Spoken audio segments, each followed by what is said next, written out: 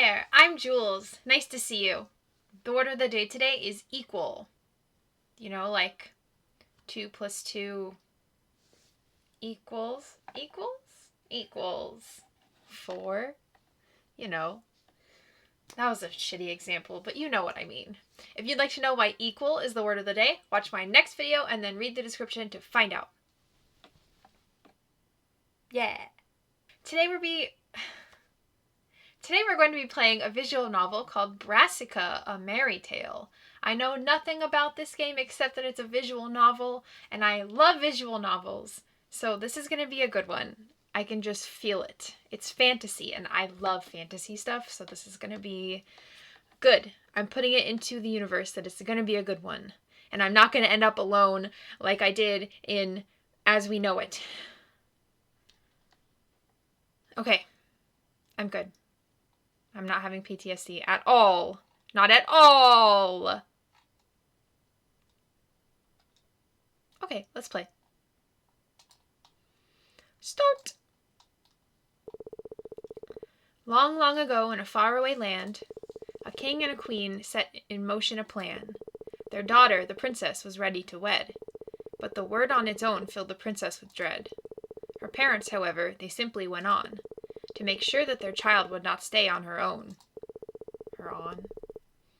They sent all the kingdoms around them the news that they searched for a prince that could thrill and enthuse. This prince should be sent for the princess to test, and assure he was truly the best of the best. Just how would do this left to her will.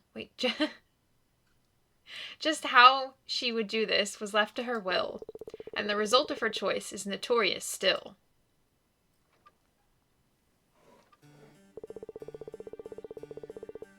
Our story begins in the palace gardens of the kingdom of Radix. Prince Saffron, the hero of the story, just arrived there to fulfill his mission. A mission to court Princess Seraphina of Radix. Soon after setting foot on the castle grounds, he was greeted by a young woman dressed in all red. Sappho. Welcome, Prince Saffron. I've been waiting for you, the princess said with a polite smile. Okay, Saffron's the prince. I hope not too long. Are you by chance Seraphina, my lady? The princess's smile briefly wavered at his words. I am, but please call me Sappho. Of course, whatever you wish. My lady? Just Sappho is fine, really. No need for formalities. All right. Now that the greeting was over, the princess gestured for Prince Saffron to follow her. Well, shall we proceed then? The others are already waiting in the rosarium. The others? Prince Saffron wasn't sure if he misheard. Yes, Prince Ode of Bera and Prince Hans of Autome are here for negotiations as well. I don't understand. Why are princes of other kingdoms here? Princess Sappho briefly wrinkled her brow before explaining. You see, your kingdom wasn't the only one to send forth a prince. But just between us, you're my favorite. Prince Saffron and Princess Sappho. Has a nice ring to it, hasn't it? And, well, the others can be a bit... well, you'll see. As if on cue, the two royals could hear somewhat muffled but agitated shouting just ahead. I need a voice. That's it. I won't listen to any more of your slander. Saffron flinched, worried just how the other princes would turn out to be. Slander? I must say I'm hurt. I was only sharing stories of my encounters with the less dignified royals in this world. To amuse you, even. You insulted my brothers. Brothers? You are the fledgling Prince of Bera? I'm sorry, I mistook you for one of the princess's retainers. But I suppose there is a faint resemblance. Though I must say, even your brothers were a lot more refined in manners and appearance. Excuse me. So what's the story? Why are you here, my dear prince? Isn't it obvious? I'm here to marry the most beautiful woman to ever set foot on this earth. Princess Sappho of Radix. You must be joking. I assure you I'm not. I've been in love with her ever since I saw her at my cousin's ball last winter. When my parents told me I'd been chosen to marry her, I was overjoyed. But I didn't come here to be mocked by some gauche court jester. What did you just say? If anyone is gauche here, it certainly is you. calling me, the Crown Prince of Otome, a jester. Wait, Crown Prince? The audacity. Ahem. Oh, welcome back, my dear princess. Prince Hans said sweetly, completely changing his demeanor in a matter of seconds. I was just exchanging pleasantries with Prince Ode here. Yes, I was fortunate enough to witness your exchange. Oh. I apologize for the confusion, but now that everyone has arrived, I'll explain the situation. Everyone? Indeed. This is Prince Saffron of the other kingdom. So you two are my rivals. Well, now I know that this marriage is as good as mine. What? What are you talking about? We'll get to that now, boys. Please calm down. As some of you already know, or as you might be able to guess now, the three of you are here for the same reason. My parents, the King and Queen of Radix, have announced their search for a prince to marry me. And as a result, all three of you were sent here for marriage negotiations. What? This is outrageous. I wasn't told the negotiations involved two other kingdoms. Yes, this seems rather unusual. Not that I have ever been part of such negotiations, my princess. I apologize if this puts any of you on the spot, but it was my proposal to meet all of you today. I agreed that it was absolutely unreasonable of my parents to accept all three proposals, but I thought that it would be unfair to the three of you to be here on your own. To be tested, unaware that you are not the only candidate. Oh, alright, that is actually really considerate. But how are the negotiations going to proceed? We'll somehow have to set ourselves apart from the other two, don't we? You are absolutely right, Prince Hans. I will send you three on a quest, and the first to return triumphant will be the one I accept to marry. A quest! Such a wonderful idea, Princess Sappho. What kind of quest exactly is it gonna be? I'm not a very good fighter. Not to worry, Prince Saffron. You three are princes. Strength alone certainly isn't the deciding factor for marriage. Oh, too bad. I'm sure it would have been fun to get a little physical. Not that there would have been much of a contest, though. Question. Is teamwork required? I refuse to spend any more time with this self-absorbed popinjay. Why would we work together? There will only be one winner, after all. But what kind of winner? What are we supposed to compete at? I ask you three to bring me a flower. A flower? Yes, but not just any flower. The flower you are tasked to bring back here is called the Lover's Bond. Or Lilium Brassica. Lilium Brassica, the beautiful cousin of the as-good-as-extinct delicacy Brassica oleracea. I see you are well prepared for this task, Prince Saffron. Have you heard of this flower before, Prince Hans? Prince Ode? I've heard stories of the Lover's Bond, but I was sure they were nothing but myths. And what is this say? I don't know either of them. I like flowers, but I don't know many of their names. Figures. As if you're any better. Very well, then let me explain. Lilium Brassica is known for two things, its rarity and its reaction to human emotion. As far as we know, it only blooms on a single mountain in this kingdom. Furthermore, it only blooms over the span of a single week in spring. Many have tried picking it, but even just the climb to the peak is dangerous and difficult. And the Lover's Bond has such strong roots that even those who found it couldn't pick it. But despite its seeming sturdiness, it is a very delicate flower. Should its stem be cut, it quickly withers away and dies. Its beauty alone is enough to make it more than desirable, but that is not by far not all. When faced with true love, the flower transforms into an object that symbolizes this love. I read about it in one of my mother's botany encyclopedias. What? Such flowers exist? Apparently. Do you see now why it's the perfect flower for this quest? Not only is it difficult to obtain, it also serves as a proof of the validity of the marriage. Exactly, Prince Hans. I will bring you this flower, my princess. My love for you burns strong and true. Why, thank you. I commend your determination. You have 5 days left until the Lover's Bond withers. Travel south through Friendship Forest and beyond the limit. There, behind the backdrop mountains, you will find Mount Brassica, and at its peak, the Lilium Brassica. We will get horses, right? 5 days doesn't sound like a lot of time for such a journey. Of course. I will provide you with a horse, basic equipment, and rations of food to ease your travel. That's a relief. Oh, that's a relief. Yeah, for a moment, I figured we'd have to make do with just the belongings we carry right now. That would be absurd. Quest aside, we're still princes. Anything less would be disrespectful. And dangerous. But did I hear correctly? We are only given a single horse for the 3 of us. Yes. Even if I provide you with equipment, this is still supposed to be a challenge. If everyone gets a horse, the only challenge would be to be faster than your competitors. And if one of you, by chance, got a faster horse than the others, it would be the horse that wins, not its rider. I see. So once again, you only had fairness in mind. But of course! You are free to stay for the afternoon and enjoy some tea and sweets. But I suggest that you do not delay your departure too much. Thank you, Princess Sappho. I hear this kingdom's sweets are exquisite. Yes, thank you, Princess Sappho, but I will heed your words and depart immediately. Wait, what? I have no time to drink tea if my future with the princess is on the line.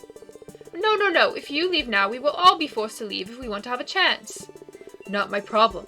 You can stay if you want, but I take this quest seriously. So do I, but there's no need to jump in head over heels. You agree with me, Prince Saffron, don't you? Well, of course he doesn't. Unlike you, he isn't from some clan of warriors who can't appreciate leisure and sweets. Oh, I see. Your Highness hasn't bothered to actually take a look behind the border. If you had been to Bera, you'd know better than to spout such nonsense. The war is long over, and even before then, we were much more than just warriors. For a prince of a land so proud of its collection of knowledge, there's a huge gap in yours. Excuse me? Please, my princes. Ahem. I'm aware that there are still tensions between your 2 kingdoms, but I'm not here to play mediator, so I'm afraid you'll have to mend them on your own. Preferably outside the castle grounds. My apologies, Princess Sappho. I spoke without thinking. What, got nothing to say to me? But of course, I was about to apologize to you as well, Prince Ode. Very well then, I'll leave the decision of when to depart to you. I look forward to see who will emerge victorious. Of course, my princess. I will return soon. Hey, where are you going? Don't just leave by yourself. I'll just go ahead and follow the others. Farewell, Princess Sappho. Not that I ever planned to marry either of them, but this just proved that it would be my ruin. I need to see Sithara right away and distract myself from this misery. So we got 5 days to harvest. I can't believe you! We may very well be on this journey for days, and you deny us this last little luxury. I can't help it. I won't be able to rest until I hold this flower in my hands and marry the princess. Why are you so hung up about this? It's a political marriage. This is solely to strengthen the relationship between our kingdoms. No, I'll marry her for love. I hope you're not as foolish as this Prince of Bera, Prince Saffron. Please don't fight. Please don't fight. We're not fighting. Yeah, because you wouldn't stand a chance in a serious fight with me. I'm sorry, did I hear this right? You don't seriously believe that I would lose in a fight against you, do you? Prince Hans stared threateningly at Prince Ode and casually summoned a blue flame in his palm. Seconds later, he looked somewhat pale and nauseated, but nobody paid him much mind as the 3 princes walked in uncomfortable silence. Sorry, I didn't mean to diminish your abilities. It just gets on my nerves that you're always beating me down. I suppose that's fair, but if anything, you should apologize to the prince who's at the verge of tears here. I'm not crying. Yet. As the princes kept walking, the scenery quickly passed by, and before too long, they were long past the parts of Radix they knew. Does anyone know in what direction we're supposed to go? South. Well, yes, but we've just been following the path. Are you sure this is the correct one? I believe there should be a map along with the equipment the princess gave us. Hold the horse, Ode. I want to take a look at the map. I still think it's a waste to use a horse just for carrying the bags. Do you want to carry them yourself? Go ahead, I won't stop you. Well, I'm not saying it isn't comfortable. I just think it would be faster to ride the horse. Unknowingly, Ode had said out loud what the other princes were afraid to bring up. Which one of them was going to use the horse and leave the others behind. Of course, all of them wanted to make use of this obvious advantage, but obtaining it was a whole other issue. Then what is your proposal? Should we fight for the horse? Should we draw straws? No, maybe we could take turns. Take turns? How would we even? Have you even thought this through, Prince Ode? Calm down, it was just a suggestion. And what a naive suggestion it was. Would you actually trust us not to ride away for good if our turn came around? Well, no, but... Police officer? Excuse me, gentlemen. Could you please let me take a look at your horse? Huh? Is there a problem, officer? Just a routine inspection. There have been some horse thieves on the loose lately. Oh no, how horrible. Well, of course we will let you do your job, but please make haste. We are in a hurry. Spotless back. A hint of white above the hooves. Well-defined muscles. Say, is this your horse? Yes. I mean, no. It's complicated, but I assure you this horse was given to us by the Princess of Radix herself. And I'm the Mayor of Algentem. You see, I don't like being lied to, especially not by thieves. This horse is prized for being the fastest horse in the whole wide kingdom, and it was recently stolen. It's been all over the news. But to think that you lot would be so asinine as to travel on the main road with it. Hold on, officer. Are you aware who you're talking to? We aren't some petty thieves. We are princes of Atom, Bara, and the other kingdom. Why, of course you are.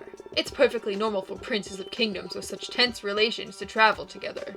And yet another kingdom, no less, with not a single guard or retainer. I may just be a humble policeman, but I won't let you make a fool of me. I can't believe this. Do you not see my crown? What other proof do you need?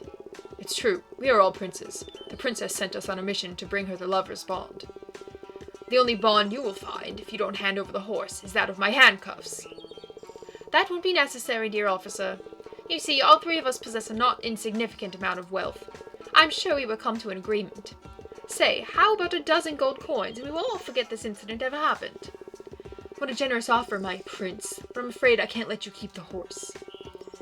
Though, I'll let you go since I'm in a good mood today, so be grateful I won't let you rot in prison. Did I say a dozen? I meant a dozen from each of us, of course. Don't try to buy yourself out of trouble, pretty boy. I'll take your 12 coins because my grandson was just born and my family needs the money. But my pride as a policeman won't allow for any more. Now take your bags and scram. I have to return this horse to its righteous owner.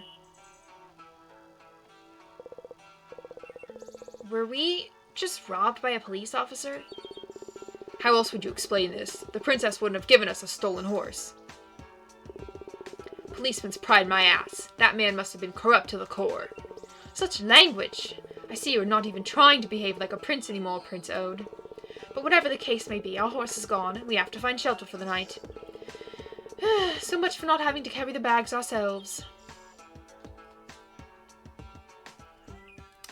Ode is the strongest. He should carry that big one. Prince Ode is the strongest. I suggest he should carry that one. I agree. Hey, you can't just decide that for me. I'm okay with carrying a little more than you two, but at least ask me first. Evening.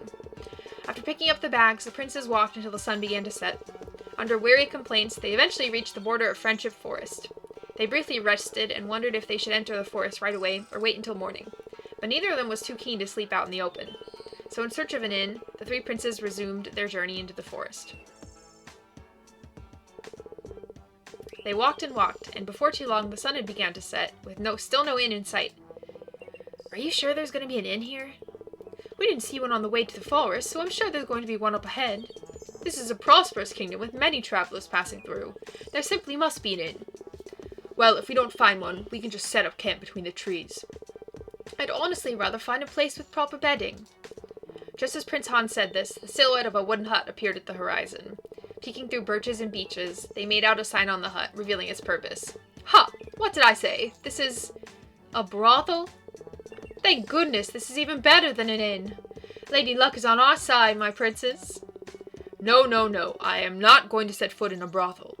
My heart belongs to the princess, and the princess alone. No one is telling you to sleep with one of their girls. Just pay the price, and I'm sure they'll gladly lend you a room. But how am I supposed to sleep in a bed that's regularly used for that? If you're scared of diseases, rest assured, I heard the brothels of this kingdom are splendid. I'm sure the sheets are freshly washed, and the mattress will be nice and springy. I don't know. But never mind you, this is the perfect opportunity. If I'm going to marry into this kingdom, I'll better check the quality of the ladies it offers. Come, Prince Saffron, let Ode sleep in the forest if he must, but we're going to have some fun here.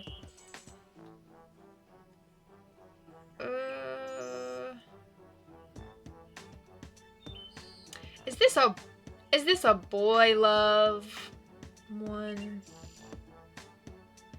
Just like, the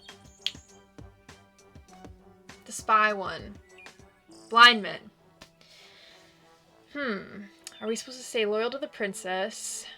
My parents told me to stay away from such establishments. Sure, I'd love to have some fun with you. But aren't we supposed to be loyal to the princess?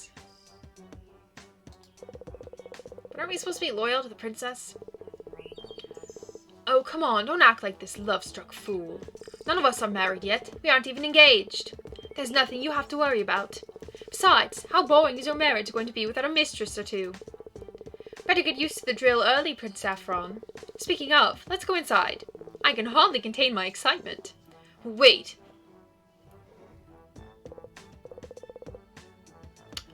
Oh my, what do we have here? Welcome to my establishment.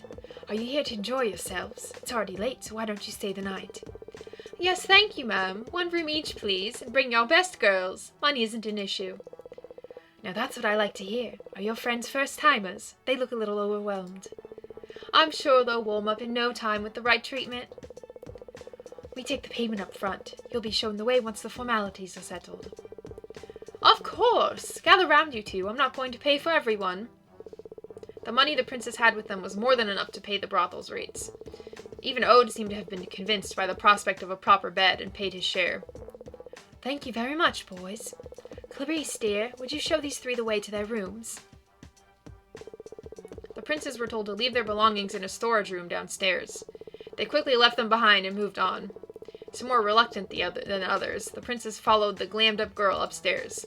The 3 were led into different rooms where they were supposed to wait. Prince Ode tried to argue that he only wanted to sleep and didn't need anything but the room. But Saffron couldn't hear the end of the argument once the door closed behind him. He obediently sat down and waited several minutes for the door to finally open again. From the rooms next to his, he could hear loud noises and labored shouts. With every passing minute, he wondered if he was truly up for what was about to transpire in here. Unsure what to make of the situation, he wondered what kind of girl would be sent to him. And his question was quickly answered. Finally, the door opened again, and the woman who entered left Saffron staring, with his mouth wide agape, mainly because she was pointing a dagger at him. Hello, my prince. I'm sure you can tell from your companion's screams, but unfortunately you won't have a lot of fun tonight. She slithered closer till she was right next to him. Saffron could feel her put the dagger to his throat as she sensually touched his face. Unless you're into this kind of thing. Saffron swallowed nervously. I don't intend to hurt you. Just hand over anything of value and we'll let you go. With no intention to put up a fight, Saffron emptied his pockets. Just as the hostess let go of him again, the door sprang open and someone stormed inside. Prince Saffron! Thank goodness you're unharmed! But Prince Ode was not alone. Judging from the footsteps, several more bandits came running down the hallway. Saffron's savior grabbed his arm and dragged him outside. They ran downstairs only to find that even more bandits were already waiting for them there, along with the 3rd prince, who was already desperately trying to put up a fight, with mediocre success. The 3 of them huddled together trying to fend off the bandits, but unfortunately only 2 of the princes were armed, and in all honesty, they may as well have been unarmed too. Ode, what are you doing? Draw your sword already! I'm trying to. But never mind me, what are you going to do with this butter knife? My dagger is a lot more effective than a sword that's still in its sheath, thank you very much. Hans said dismissively before his dagger was sent flying by the head of an enemy's sword. I see. I'm sorry I ever doubted you. Just hurry up and draw your sword! Finally beating his nervousness, Prince Ode managed to get his sword out of its sheath. Heavy-handed, he tried to parry whatever hits were sent his way while Saffron hid behind him. In an attempt to rearm himself, Prince Hans dropped to the floor. He crawled towards his dagger while more and more bandits came storming into the room. The princes soon realized that their chances of victory were very slim. Quickly, their plan to reclaim their belongings slipped out of their hands. And so, his dagger was all Hans could grab before the 3 of them were overpowered. How very unsightly. After hearing the 3 princes might enter this establishment, we at least thought you'd struggle. But not that I mind. We're only after the money. Now go. Killing royals is anything but lucrative. And we don't want any accidents to happen, do we? The princes didn't even reply. As soon as the bandits moved out of the way, they ran for their lives. They only stopped once the counterfeit brothel was long out of sight. This was the worst brothel I've ever been to. I told you this was a bad idea. Oh, So did you realize that this was a literal tourist trap? No, but I was right that we should have just set up camp in the forest. Whatever you say, it's not like we have another choice now anyway. At least it's not raining. The words had barely left the prince's mouth when droplets of water started pouring down. I apologize, I practically invited it. And what are we going to do now that we lost all our equipment? I think for now we should seek shelter. Maybe there's a tree around here that can protect us from the rain. And so the princes searched for such a tree. But to no avail. Before too long they were drenched to the bone, and the only shelter they could find was a hollow trunk that was covered in moss. But worst of all, the trunk was too small to fit all three of them. Now what? I suppose we'll have to take turns. I call dibs on the first turn. What? That's not how this works. Besides, I will not share my rest with you.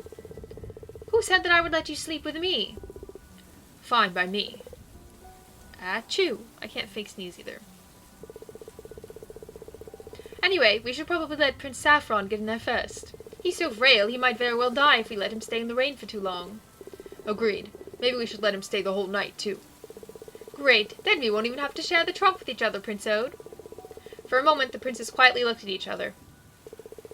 I call dibs on the first turn. Hold on. Why don't we let Prince Saffron decide? That's only fair, right? Wait, I don't think... Oh, what a surprisingly good idea, considering it's coming from you, Prince Ode. I'm sure Prince Saffron will make the right choice.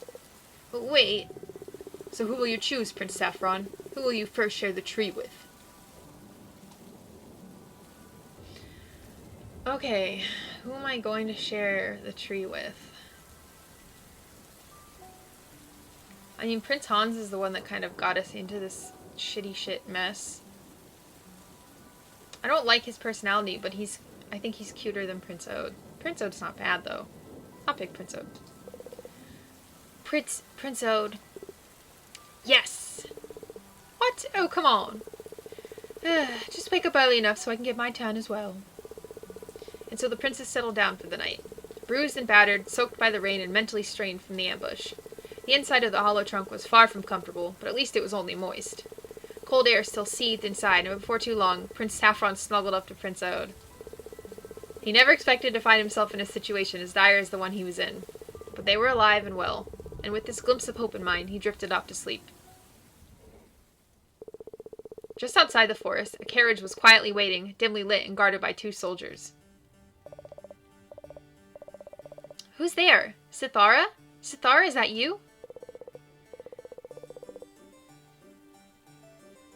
Yes, my princess. I have returned with good news. The bandits fulfilled their part of the agreement, and the princes are sleeping in the forest. And their belongings? I have arranged that they are returned to the castle at the break of dawn. Good. And the princes are unharmed, yes? Of course. The bandits made sure to only scare them. No one is injured from what I could tell. Perfect. Then let's move on to phase 3. Very well. I will make sure all the animals have been chased away by the time the princes awake. Thank you. I don't know what I would do without you, Sithara. I am merely your instrument, my princess. No, you are much more than that. I love you, Sithara. I love you too, my princess.